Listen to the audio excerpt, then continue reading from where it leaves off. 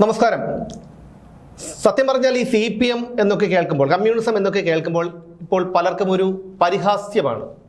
കാരണം അവരുടെ നിലപാടുകളും പ്രവൃത്തികളും സംസാര രീതിയും ഒക്കെ മറ്റുള്ളവരിൽ നിന്ന് വ്യത്യസ്തമാണ്. ഇപ്പോൾ തമിഴ്നാട്ടിൽ നിന്ന് തന്നെ വളരെ ഒരു രസകരമായിട്ടുള്ള ഒരു സംഭവം പുറത്തു വന്നിട്ടുണ്ട്. അവിടെ ഒരിടത്ത് എത്ര CPMകാരുണ്ട്, എത്ര CPIക്കാരുണ്ട് എന്നുള്ളതിൻ്റെ കണക്കെടുത്ത് വൈകുന്നേരത്തിന് മുമ്പ് കൊടുക്കണമെന്ന് അവിടെ തഹസീൽദാർ ആവശ്യപ്പെട്ടിരിക്കുകയാണ്. തമിഴ്നാട്ടിലെ ഡിണ്ടിഗൽ ജില്ലയിലുള്ള കുജിലിയംപാറയിൽ CPMകാരുടെയും CPIക്കാരുടെയും എണ്ണമെടുക്കാനുള്ള ഒരു വിചിത്ര ഉത്തരവാണ് തഹസീൽദാർ പുറപ്പെടുവിച്ചിരിക്കുന്നത്. ഈ വിവാദ ഉത്തരവ് പുറപ്പെടുവിച്ച തഹസീൽദാരായ അയ്യാസ്വാമിയെ ഉടൻ തന്നെ പദവിയിൽ നിന്ന് നീക്കം ചെയ്യണമെന്ന് ഡിണ്ടിഗലിൽ നിന്നുള്ള CPM ലോക്സഭ MP R സച്ചിദാനന്ദം ആവശ്യപ്പെട്ടിട്ടുണ്ട്. കുജിലിയംപാറ താലൂക്കിന് കീഴിലുള്ള എല്ലാ ഗ്രാമങ്ങളിലെയും CPI CPM പാർട്ടികളിലെ അംഗങ്ങളുടെ പേരും വിലാസവും അടിയന്തരമായി ശേഖരിച്ച് തനിക്ക് സമർപ്പിക്കണം എന്നുള്ളതായിരുന്നു തഹസീൽദാർ അയ്യാസ്വാമിയുടെ ഈ വിവാദപരമായിട്ടുള്ള ഉത്തരവ്. ഡെപ്യൂട്ടി തഹസീൽദാർമാർ, സോണൽ സബ് തഹസീൽദാർമാർ, റവന്യൂ ഇൻസ്പെക്ടർമാർ എന്നിവർക്കൊക്കെയാണ് അദ്ദേഹം നിർദ്ദേശം നൽകിയത്. റിപ്പോർട്ട് സമർപ്പിക്കുന്നതിൽ പരാജയപ്പെടുന്ന ഗ്രാമ സഹായികൾക്കെതിരെ കടുത്ത അച്ചടക്ക നടപടി സ്വീകരിക്കുമെന്ന ഒരു മുന്നറിയിപ്പും ആ ഉത്തരവിലുണ്ടായിരുന്നു.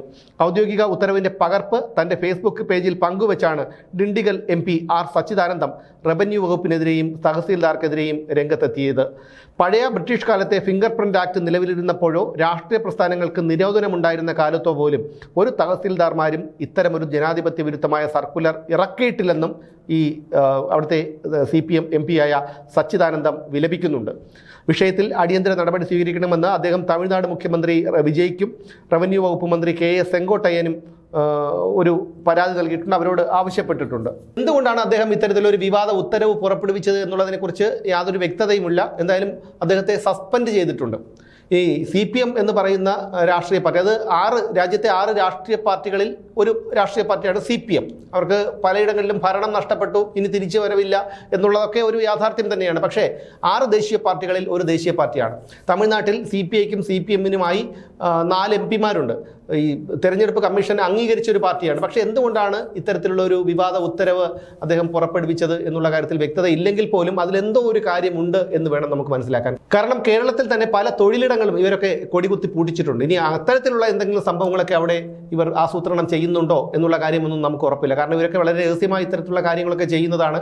തമിഴ്നാടിനെ സംബന്ധിച്ചിടത്തോളം തമിഴ്നാട്ടിൽ വളരെ വ്യവസായശാലകളും അതുപോലെ കൃഷിയിടങ്ങളും ഒക്കെയുള്ള ഒരു സംസ്ഥാനമാണ് തമിഴ്നാട്. നമ്മളൊക്കെ പോലും അവിടെ അരി ഉൾപ്പെടെയുള്ള സാധനങ്ങൾക്ക്, പച്ചക്കറിയും മീനും പാലും ഉൾപ്പെടെയുള്ള കാര്യങ്ങൾക്ക് ആശ്രയിച്ചു കൊണ്ടിരിക്കുന്ന ഒരു സംസ്ഥാനം കൂടിയാണ് തമിഴ്നാട്. അതുകൊണ്ട് തന്നെ അത്തരത്തിൽ ഇനി തൊഴിലാളികളെ എങ്ങനെയെങ്കിലും അവിടെ പിടിച്ചു പറ്റിപ്പോണം. രാജ്യത്ത് തന്നെ ഇത് അസ്തമിച്ചു, ഈ സംഭവം ഇനി ഇല്ല, ഇനി കുറച്ച് ദിവസം കൂടെ കഴിയുമ്പോൾ ഇത് അങ്ങ് അണഞ്ഞു തീരും. അതുകൊണ്ട് എങ്ങനെയെങ്കിലും പിടിച്ചു നിൽക്കണം എന്നുള്ളൊരു ഉദ്ദേശത്തോടു കൂടി ഇനി അവിടുത്തെ ഏതെങ്കിലും വ്യവസായശാലകളിലോ കൃഷിയിടങ്ങളിലോ ഒക്കെ തൊഴിലാളികളെ സംഘടിപ്പിച്ച് അത് പൂട്ടാനുള്ള പരിപാടി എന്തെങ്കിലും ഇവന്മാർ ആസൂത്രണം ചെയ്യുന്നുണ്ടോ എന്നുള്ള കാര്യത്തിൽ നമുക്ക് യാതൊരു വ്യക്തതയുമില്ല. ചിലപ്പോൾ അതുകൊണ്ടായിരിക്കാം, അല്ലെങ്കിൽ മറ്റെന്തെങ്കിലും കാരണമായിരിക്കാം. എന്തായാലും അദ്ദേഹത്തിൻ്റെ വ്യക്തിപരമായിട്ടുള്ള ഒരു അനിഷ്ടം കൊണ്ട് ഇത്തരത്തിലൊരു വിവാദ ഉത്തരവ് ഒരു തഹസീൽദാരും പുറപ്പെടുവിക്കില്ല എന്നുള്ളത് നമുക്കെല്ലാവർക്കും അറിയാവുന്ന ഒരു കാര്യമാണ്. എന്തായാലും എന്തുകൊണ്ടാണ് അദ്ദേഹം അത്തരത്തിലൊരു വിവാദ ഉത്തരവ് പുറപ്പെടുവിച്ചത് എന്നുള്ളതിൻ്റെ യഥാർത്ഥ കാരണം ഒരുപക്ഷെ ഇനി വരും മണിക്കൂറുകളിൽ പുറത്തു വന്നേക്കാം.